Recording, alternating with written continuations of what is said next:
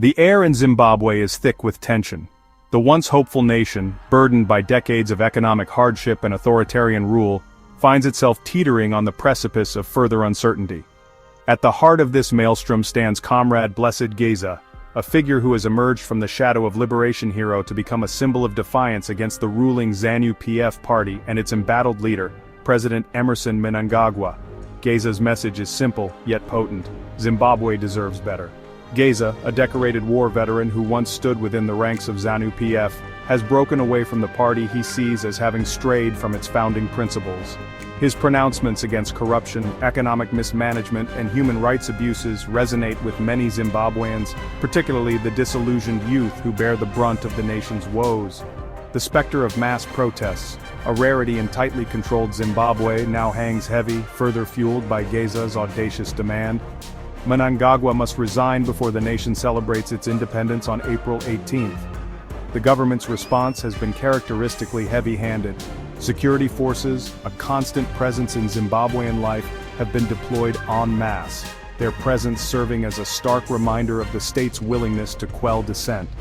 Arrests and reports of violence against protesters have drawn condemnation from international human rights groups, but the Mnangagwa regime appears determined to weather the storm, seemingly unfazed by the echoes of its own brutal past.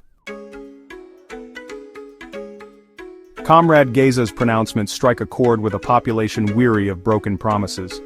His calls for Mnangagwa's resignation are rooted in accusations of widespread corruption, economic policies that have left millions in poverty, and a culture of impunity surrounding human rights abuses. Geza's message has resonated particularly strongly among Zimbabwe's war veterans, a powerful constituency who view Mnangagwa's rule as a betrayal of the hard-fought liberation struggle. Beyond the veterans, Geza's message finds fertile ground among Zimbabwe's youth, a demographic grappling with staggering unemployment and a future that seems increasingly bleak.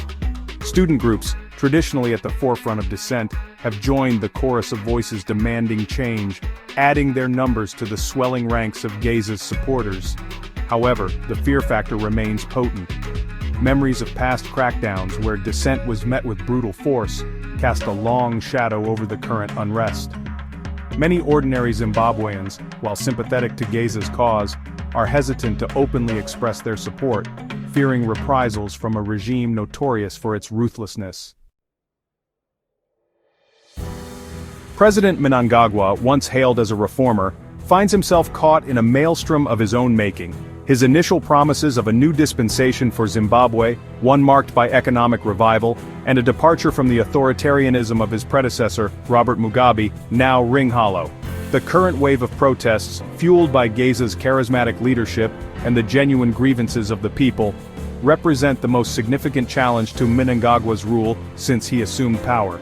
Mnangagwa's response has been predictable, relying on the iron fist that has become synonymous with ZANU-PF rule. Security forces have been deployed with a clear mandate to suppress any form of dissent, with little regard for human rights or the rule of law.